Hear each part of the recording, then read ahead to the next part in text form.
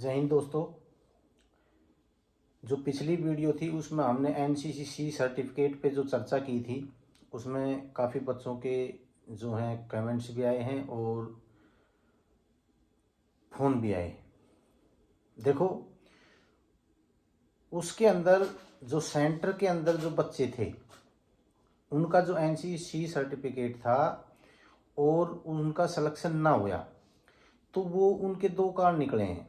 Number एक, centre के अंदर जो अदर सेंटर का जो बच्चा था उसने भर्ती देखी थी और उन्होंने वहाँ एनसीसी सर्टिफिकेट लगाया था।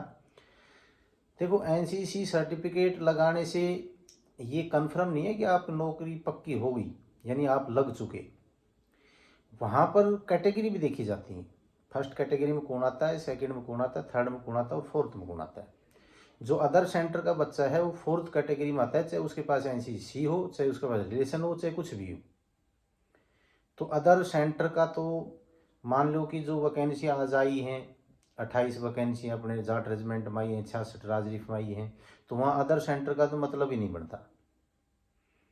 आप अदर सेंटर वाले तो अपने आप को वो मत समझो कि हमारे साथ धोखा हुआ है या हमारे को नौकरी नहीं मिली।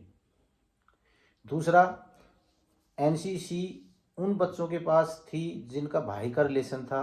देखो, जो मेरिट लिस्ट है वो 200 से ऊपर भी गई है, आप इस बात को समझो। चाहे आपके पास एनसीसी सर्टिफिकेट है, आप ये चीज़ें मत वो करो मेरे पास बी ग्रेड है, मेरे पास ए ग्रेड है या मेरे पास सी ग्रेड है, उससे मतलब नहीं है। एनसीसी सर्टिफिकेट होना चाहिए। आपको आपके 100 नंबर जो टेस्ट में वो मिलेंगे, चाहे वो कोई से भी कैटेगरी हो आपकी, उससे कोई फर्क नहीं पड़ता। एनसीसी सर्टिफिकेट होना चाहिए। उसके अंदर एनसीसी सर्टिफिकेट लिखा हुआ है, ना कि किसी में भी उसमें इंटरेक्शन में ये नहीं लिखा हुआ है कि उसका ए ग्रेड होना चाहिए, बी ग्रेड होना चाहिए, सी होना चाहिए। हाँ, एक कंडीशन ज़रूर है, अगर एनसीसी सर्टिफिकेट ले रखा है और उन्होंने अपने 26 जनवरी जो आर्ट परेड है उसके अंदर अगर उन्होंने भाग ले रखा है तो उनका जो टेस्ट है वो क्लर्क का और टेक्निकल का दोनों माफ है।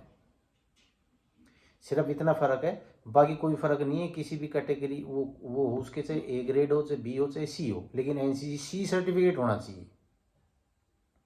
दूसरा, काफ़ी बच्चों के ये भी याद थे मेरे 64 नंबर फिजिकल में है, मेरे 81 नंबर है या मेरे 88 नंबर है या 87 है, मेरा उसके अंदर नाम आएगा नहीं आएगा मेरिट लिस्ट में। देखो, ये अलग अलग एआरओ की मेरिट लिस्ट और अलग अलग जगह की बात है। कहीं अगर ज़्यादा बच्चे पकड़ रखे हैं फिजिकल के अंदर, मेरिट लिस्ट हाई जाएगी, और मेरिट लिस्ट हाई जाएगी तो उसके अंदर एनसीसी सर्टिफिकेट जिनके पास में है और 88 से कम नंबर हैं, 81 हैं, 75 हैं, 64 हैं, तो उनके चांस कम हो जाते हैं। लेकिन आपकी जो मेरिट लिस्ट है अगर वो मान लो कि 160 पे जाती है तो 64 वाले का नंबर आएगा। अगर वो मेरिट लिस्ट आपकी 80 पे जाती है तो 75 वाले का 64 वाले का नंबर नहीं आएगा। आपकी मेरिट लिस्ट 90 पे जाती है तो 88 वाले का नहीं आएगा। फिर वहाँ पर कास्ट की बात होती है। आपकी जो कास्ट है उस पर भी निर्भर है। जाट, राजपूत और अहीर इनकी ज़्यादा वैकेंसी आती हैं, और इसके अंदर अगर आप उस कास्ट में आते हैं तो मेरिट लिस्ट हो सकता है 88 वाले का, 81 वाले का भी नंबर आ जाए। तो आप इस चीज़ से वो मत करो। दूसरा, एक कमेंट्स आया था कि भाई आप ये कह रहे थे 100% आपका जो पीछे वो पेपर था वो भी होगा, अभी भी आप ऐसे कह रहे हैं। देखो, ऐसा है, वो पेपर आपका होना था, मैं आज भी कह रहा हूँ, और उसमें अगर सरकार की नीयत ही खराब थी तो उसमें हम कुछ नहीं कर सकते। ठीक है। दूसरी ये बात है, उसके अंदर कोर्ट के अंदर केस चला हुआ है। अगर आप सही हैं तो कोर्ट को फैसला जल्दी से जल्दी देना चाहिए कि आपका, ताकि पेपर हो सके।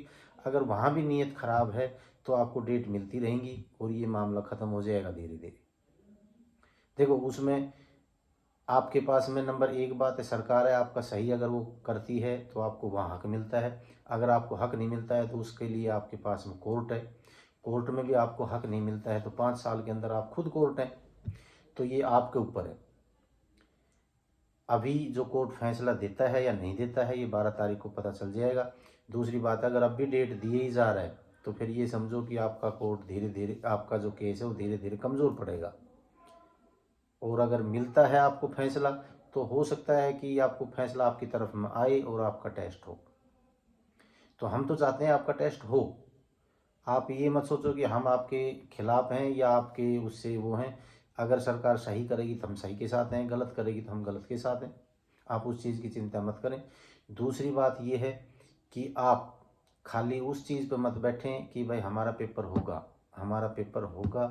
अगर उस चीज़ के ऊपर आप बैठे रहे, पेपर नहीं हुआ, तो हो सकता है आपका भविष्य खराब हो जाए। तो आप अपने दूसरे जो दाएं बाएं कोई भी ऐसी जगह हैं जहां आपका भविष्य बनता हो, आप उस चीज़ पे भी ध्यान दें। तो एनसीसी सर्टिफिकेट का ज़्यादा वो ना करेंगे, मैंने साफ बता दिया है। और अगर इसमें भी किसी को कोई डाउट है तो आप मेरे से कांटेक्ट कर सकते हैं, आप मेरे से फ़ोन भी कर सकते हैं। आपको मैं उस चीज़ के बारे में अच्छी तरह समझा सकता हूँ। जय हिंद, जय भारत।